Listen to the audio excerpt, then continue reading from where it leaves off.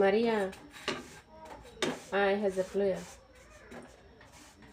একজন প্রবাসীর স্ত্রী হলে এটা ঠিকই অনুভব করা যায়, কারণ প্রবাসীর স্ত্রীরা জানে কোন জায়গায় কত টাকা খরচ করা যাইব, কত টাকা খরচ করলে তারা আবার সংসার চালাতে পারবো। কিন্তু দৈনিক ইনকাম করার মানুষটা এটা টের পায় না, মনে করে কি মাসিক ইনকাম বিদেশ থেকে আইয়া ওটাই বেশি। দৈনিক আপনি ইনকাম করে যদি 500 টাকা পান, মাসে 15,000 টাকা, আর বিদেশে যদি 20,000 টাকা হয়, 5,000 টাকা ব্যবধান। এটা করতে হবে, চিন্তা করতে হবে।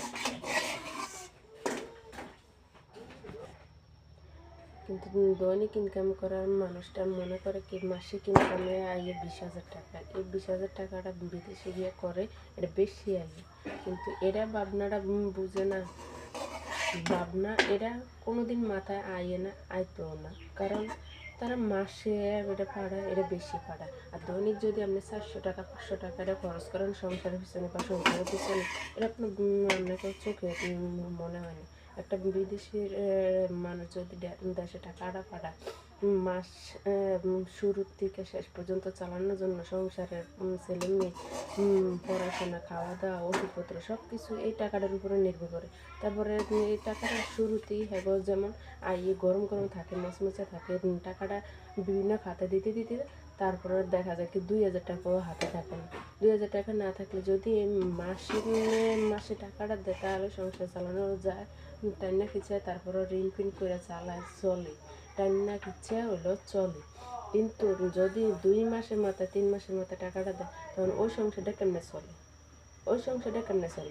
ওই সংসারটা চালাইতে খুবই হিমশিম খায় যায়। কিন্তু আপনারা তো সাইডের থেকে মনে করেন কি বিদেশে গেলে ভালো, বিদেশির বউটা ভালো চলে, বিদেশির বউটা মচমচ্চা করে চলে, ঠিক মতন সাজ পোশাকের তো দূরের কথা, ঠিক মতন সংসার চালাইতে কষ্ট হয়ে যায়।